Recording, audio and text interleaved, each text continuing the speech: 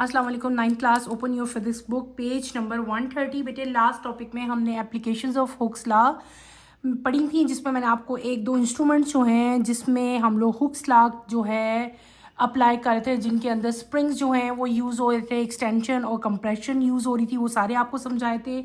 आज हम next topic start करेंगे, that is density. Page number 130, topic आपका है 6.3, डैट इज़ डेंसिटी। पेज के एंड पे अगर आप लोग आएँ, density. If you take equal volumes of different substances and weigh them by balance, you will find that each of them has different mass. That is 1 centimeter cube of wood may weigh only 0.7 gram, but made up of iron will weigh 8 gram. Why it is so? You know that all substances are composed of molecules. The molecules of different substances are different in size and mass. The intermolecular spacing is also different.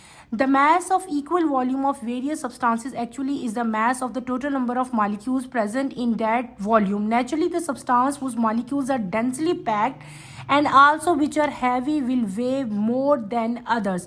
Density of a substance is defined as mass per unit volume. Density is equals to mass over volume. The SI unit of density is kg per meter cube.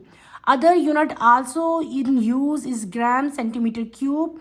Table 7.1 shows the density of some substances. The architects and engineers take special care of the density of the building material to be used in designing and constructing roads, bridges, and building. The density of building material is essential for estimating the strength required in foundation and supporting pillars. मैंने जो topic अभी read out किया है बेटे, that is density. What is density? Density क्या है? आप देखो, आप जब कभी भी किसी दो डिफरेंट आपके पास जो है चीज़ें हैं, लेकिन आपको देखने में सब्सटेंस आपके पास दो डिफरेंट हैं, आपको देखने में एक जैसे लग रहे हैं, लेकिन जब आप उन दोनों का वेट करते हो तो आप जब विंग मतलब उनकी करोगे तो सपोज आपका एक जो था उसका वेट 0.7 आता है, लेकिन दूसरे का वेट आप लोग करते हो तो क्या आता है? 8 ग्राम आता है। ऐसा क्यों हुआ? देखने में तो दोनों सेम लग रहे थे। वाई? तो ये जो वाई है कि क्यों ऐसा है बेटे, ये इसलिए ऐसा है क्योंकि तमाम के तमाम सब्सटेंस जो हैं वो क्या है, आपको पता है, they are composed of molecules. लेकिन जो मॉलिक्यूल्स हैं वो क्या होते हैं, उनका साइज डिफरेंट होता है, उनके मास भी डिफरेंट होते हैं, ठीक है। और आपको पता है कि जो मॉलिक्यूल्स हैं वो एक दूसरे के साथ अटैच होते हैं। जब मॉलिक्यूल्स एक दूसरे के साथ अटैच होते हैं तो उनके दरमियान में स्पेस रह जाता है, ठीक है। आपको पता है सॉलिड में वो कंपैक्टली अरेंज है, लिक्विड में दूर दूर है, लेकिन जब जब जितना भी वो आपका मतलब जब भी मॉलिक्यूल्स अटैच होंगे उनके दरमियान में कोई ना कोई स्पेस रह जाते हैं। तो ये भी डिपेंड कर रहा होता है कि जो मॉलिक्यूल्स हैं उनके दरमियान में स्पेस कितना ज़्यादा है, किसी में कम है, किसी में ज़्यादा है। तो फिर आप क्या होता है कि जब आप उनकी आप मेजरमेंट लेते हो, उनका वेट करते हो, तो इसीलिए उनका वेट जो है वो सेम नहीं आता। क्यों सेम नहीं आता? अभी मैंने आपको बताया है, क्योंकि बेटे उनके मॉलिक्यूल्स का साइज डिफरेंट होता है, उनके मॉलिक्यूल्स का मास डिफरेंट होता है, उनकी जो इंटरमॉलिक्यूलर स्पेस है वो भी क्या होती है? डिफरेंट होती है। और यही मेन वजह है कि उनका जो वेट है जब किया जाता है तो वो दोनों का डिफरेंट आता है।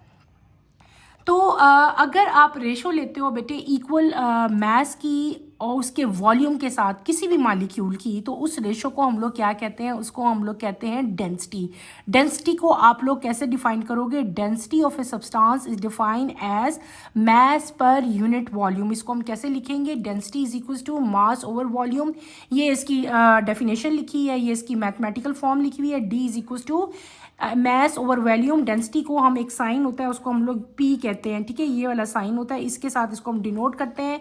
P is equal to m over v, ठीक है, मास ओवर वॉल्यूम इसको कहते हैं हम लोग। इसका जो ऐसा यूनिट है वो क्या है? केजी पर मीटर क्यूब।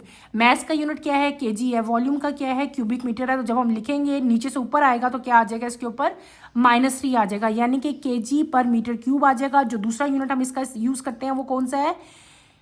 केजी की जगह ग्राम और मीटर क्यूब की जगह सेंटीमीटर क्यूब, ये सेकंड इसका यूनिट है, ठीक है। इसके बाद क्या आपको बताया हुआ है कि जो डेंसिटी है बेटे, डेंसिटी जो है ये बहुत सी चीज़ों पर डिपेंड कर रही होती है। डेंसिटी मेनली डिपेंड कर रही होती है मास के ऊपर, वॉल्यूम के ऊपर, और कोई भी सब्सटेंस जो है उसके मॉलिक्यूल जो है वो कितने डेंसली एक दूसरे के साथ पैक्ड हैं, यानी कि उनका जो इंटरमॉलिक्यूलर स्पेसेस हैं वो कितने हैं, ज़्यादा हैं, कम है, ये तमाम फैक्टर जो हैं ये डेंसिटी को जो है वो इफ़ेक्ट कर रहे होते हैं। जो आर्किटेक्ट्स और जो इंजीनियर्स होते हैं, जब वो कोई बिल्डिंग, घर या बिल्डिंग कोई भी जो कंस्ट्रक्शन करते हैं, तो वो इस चीज़ की बेटे ख़ास जो है इस चीज़ को इम्पोर्टेंस देते हैं, चीज़ का ख्याल रखते हैं कि कोई भी डिज़ाइनिंग करने से पहले, चाहे वो रोड्स कंस्ट्रक्ट कर रहे हों, चाहे ब्रिजेस बना रहे हों, चाहे बिल्डिंग्स बना रहे हों, तो जो मटेरियल यूज़ हो रहा होता है बिल्डिंग के लिए, वो बिल्डिंग के लिए जितना भी मटेरियल है उस मटेरियल की डेंसिटी जो है वो पता होना जो है वो ज़रूरी होती है। डेंसिटी के लिए जो है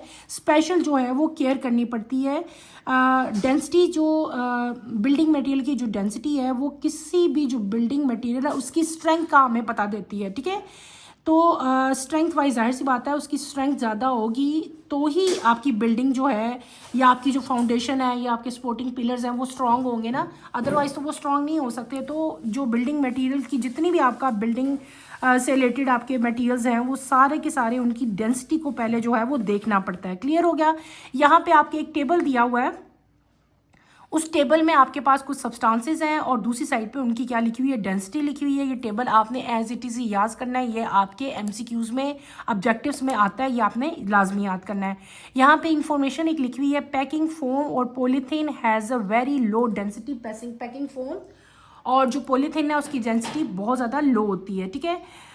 immiscible liquid of different densities form layer when they are mixed. Immiscible liquids कौन से होते हैं जो एक दूसरे के अंदर मिक्स नहीं हो सकते। अगर आप 3 इस तरह के लिक्विड्स को मिक्स करो जो कि एक दूसरे के अंदर मिक्स नहीं हो रहे, तो ये क्या करते हैं, इन तीनों की डिफरेंट डेंसिटीज़ है और ये डेंसिटी ही की बेस पे 3 डिफरेंट लेयर जो है वो बना देते हैं, ठीक है। क्लियर हो गया।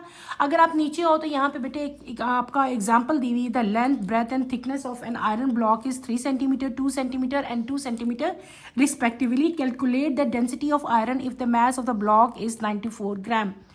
आपको क्या दिया हुआ है, लेंथ दी हुई है, क्या दिया हुआ है, ब्रेथ दिया हुआ है, थिकनेस, मैस, आपने क्या फाइंड करना है, डेंसिटी। आप क्या करोगे, डेंसिटी की इक्वेशन लिखोगे। डेंसिटी की इक्वेशन क्या थी, density is equal to mass over volume, वही आपने लिखना है। अब आपके पास मैस तो दे दिया, मैस क्या दिया आपको 94 ग्राम, लेकिन आपके पास क्या चीज़ नहीं है बेटे, आपके पास वॉल्यूम नहीं है। आप क्या करोगे, पहले वॉल्यूम फाइंड करोगे। वॉल्यूम का क्या फार्मूला होता है, आपको पता होना चाहिए, length into breadth into thickness.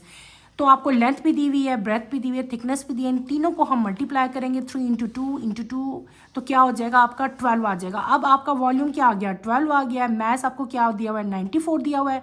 94 को हम क्या करेंगे, 12 पे डिवाइड करेंगे, जो आंसर आएगा वो क्या चीज़ होगी बेटे, वो आपकी डेंसिटी होगी। क्लियर हो गया। सिंपल सा न्यूमेरिकल था, आपने सिर्फ और सिर्फ क्या किया, डेंसिटी की यहाँ पे आपने इक्वेशन लिखी और आपने उसके सारे के सारे जो हैं पुट कर दिए, आपने उसकी वैल्यूज़ पुट की और उनको कैलकुलेट कर दिया। पेज नंबर 132 पे आए। नेक्स्ट टॉपिक आपका जो है that is density measurement. Density measurement, density of a substance can be determined by measuring its mass and volume. This mass can be measured easily by a physical balance. If the substance is solid and has a regular shape, its volume can be found by measuring its dimension. For example, if the substance is in the form of a sphere, its diameter can be measured by a vernier caliper and volume is thereby calculated. Knowing mass and volume, the density can be found out. If the solid has not a geometrical shape, its volume is determined by the following activity. Simple देखो बेटे, हमने अभी क्या पढ़ा, मैंने आपको पढ़ाया density का मैंने आपको बताया, डेंसिटी की हमने डेफिनेशन की, उसकी हमने जो है फॉर्मूला देखा, उसको कैसे आप फाइंड आउट करते हो। फिर हमने एक एग्जांपल भी की जिसमें आपने डेंसिटी फाइंड आउट की, ठीक है। तो डेंसिटी जो है किसी भी सब्सटेंस की हम लोग कैसे फाइंड करते हैं, जब हमें किसी भी सब्सटेंस का मास या वॉल्यूम पता हो, ठीक है। और मास जो है अगर आपको ना पता हो किसी भी बॉडी का, तो आप लोग मास कैसे मेजर करोगे बेटे। मास मेजर करने के बहुत सारे मेथड हैं, जैसे कि लिक्विड है अगर, तो उसका मास हम कैसे मेजर करते हैं, बाय मेजरिंग सिलेंडर, ठीक है। जो मेजरिंग सिलेंडर होते हैं, जैसे कि यहाँ पे ये बना भी हुआ है आपकी बुक में, आपने स्टार्ट में फर्स्ट चैप्टर में भी पढ़ के आए थे। तो हम लोग जो है मेनिंग सिलेंडर से लिक्विड का मास जो है वो फाइंड आउट करते हैं, और अगर कोई सॉलिड ऑब्जेक्ट है, फॉर एग्जांपल जिस तरह आपका स्फेयर हो, तो उसका मास जो है आप लोग वर्नियर कैलिपर से जो है वो फाइंड आउट कर सकते हो। तो देयर आर डिफरेंट वेज हैं, डिफरेंट टाइप के फिजिकल बैलेंस हैं, उनसे भी हम लोग जो है मास फाइंड आउट कर सकते हैं। फिर आपका मास भी आ जाएगा, आपका वॉल्यूम आ जाएगा। मास और वॉल्यूम को जब आप डिवाइड करेंगे तो आपके पास क्या आ जाएगा, डेंसिटी आ जाएगी। ये सारा क्या हो गया, ये हमने डेंसिटी अपनी कंप्लीट कर ली। अब हम लोग जो है यहाँ पे एक क्विज कंपटीशन आपका आ रहा है बेटे, by which property you can identify a silver spoon and A stainless steel spoon. ठीक है, ये आपने खुद करना है और मुझे बताना है। अभी हमने पढ़ी है वही प्रॉपर्टी है, लेकिन बहरहाल फिर भी आप सोचें, और देन अगर आपको आंसर नहीं पता चलता तो मुझे बेटे बताएं। छोटा सा होमवर्क दिया है, ज़्यादा मुश्किल नहीं है। नेक्स्ट बेटे आपका आता है टॉपिक 6.4 भी हम पढ़ लेते हैं, छोटा सा टॉपिक है, आज ही मैं कवर करवा देती हूँ। That is pressure. If a wooden rod has a flat end, it will be very difficult to push it into the ground. On the other hand, if it has a pointed end, it can be easily pushed into the ground. In the first case, the applied force is spread over a large area, whereas in the second case, the force is concentrated on a small area. The force applied to the rod will exert greater pressure in the second case than in the first one. Pressure is defined as the force exerted normally on unit area of an object. If F is a force acting normally on a surface of area A, then pressure P on the surface is given by P is equals to F by A. F is force and A is area. The area A on which the force act is usually referred as contact area.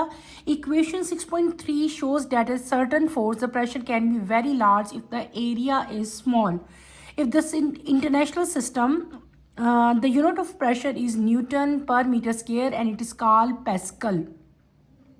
हमने क्या पढ़ा बेटे, अभी हमने जो topic पढ़ा इसमें मैंने आपको क्या पढ़ाया है, प्रेशर पढ़ाया है, और आपको एक छोटी सी एग्जांपल दी हुई है कि अगर आपके पास एक वुडन रॉड हो और उसका जो एंड है वो क्या हो, फ्लैट हो, बिल्कुल स्ट्रेट हो उसका एंड, तो जब आप उसको ग्राउंड पे पुश करते हो तो आपको थोड़ी सी डिफ़िकल्टी होती है। लेकिन अगर इसी तरह का एक और आप वुडन रॉड लेते हो जिसका एंड जो है वो पॉइंटेड होता है, और उसको अगर आप लोग जो है ग्राउंड में पुश करते हो तो वो ईजिली आपसे पुश हो जाता है। अब इन दोनों में डिफरेंस है, क्या डिफरेंस है, इनकी शेप का डिफरेंस है सिर्फ। ठीक है, लेकिन इस शेप की वजह से क्या होता है कि बेटे जो फ्लैटेंड एंड वाला था वुडन रॉड, उसमें क्या होता है कि अप्लाइड फोर्स जो है वो लार्जर एरिया पे अप्लाई होती है। ठीक है, लेकिन जो पॉइंटेड था उसमें जो एरिया है फोर्स जिस पे अप्लाई होती है वो क्या है, स्मॉल हो जाता है।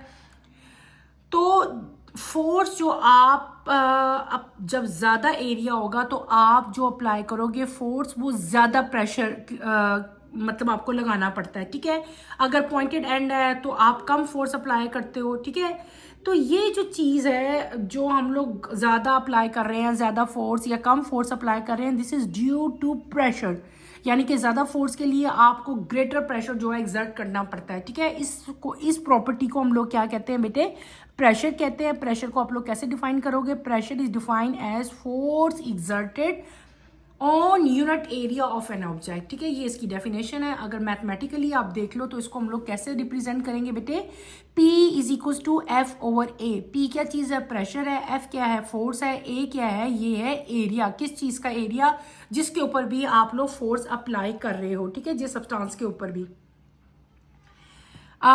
तो फिर अगर जब F आपको पता है फोर्स है, A क्या है, एरिया है, जब इन दोनों को डिवाइड करेंगे, इनके यूनिट भी देखेंगे, तो जो प्रेशर का यूनिट बनता है वो क्या बनता है बेटे, न्यूटन पर मीटर स्क्वायर। क्योंकि फोर्स का यूनिट क्या होता है, न्यूटन होता है, एरिया का क्या होता है, मीटर स्क्वायर होता है। तो जब ये मीटर स्क्वायर ऊपर आएगा तो ये मीटर -2 हो जाएगा, तो न्यूटन मीटर -2 यानी कि न्यूटन पर मीटर स्क्वायर जो है इसका यूनिट है, और उसको हम लोग क्या कहते हैं, पैस्कल कहते हैं। इसकी यूनिट को हम लोग क्या कहते हैं, पैस्कल कहते हैं। यहाँ पे एक इन्फॉर्मेशन लिखी हुई है in the end page number 132 पे, sport boots for football and hockey have studs on their soles, they reduce the area in contact between your feet and the ground, this increase the pressure and your feet grip the surface more firmly. आपने कभी कभी note किया होगा, अगर आप अपने जूते को ऐसे बैक साइड से देखो, जो उसका नीचे सोल है ऑपोजिट साइड से, जो साइड ग्राउंड की तरफ लगती है, तो अक्सर जॉगर्स जो होते हैं, स्पेशली जो स्पोर्ट्स मैन के लिए जॉगर जो डिज़ाइन होते हैं, उनके ऊपर ना बेटे, उनके सोल्स के ऊपर इस तरह पॉइंटेड ऐसे उसके स्टड्स बने होते हैं। ठीक है, वो स्टड क्यों बने होते हैं? वो स्टड क्या करते हैं, जो उनका जो एरिया है ना उसको क्या कर देते हैं, रिड्यूस कर देते हैं। और जो आपका कॉन्टैक्ट है फीट के दरमियान में, पाँव और ग्राउंड के दरमियान में जो कॉन्टैक्ट है उसको वो एरिया रिड्यूस कर देते हैं, जिसकी वजह से प्रेशर इंक्रीज हो जाता है। आपके जो पाँव हैं वो सरफेस के ऊपर फर्मली जो है वो उनकी ग्रिप रहती है, ठीक है। तो ये उसका रीज़न है जो उसके ऊपर लगे होते हैं स्टड्स।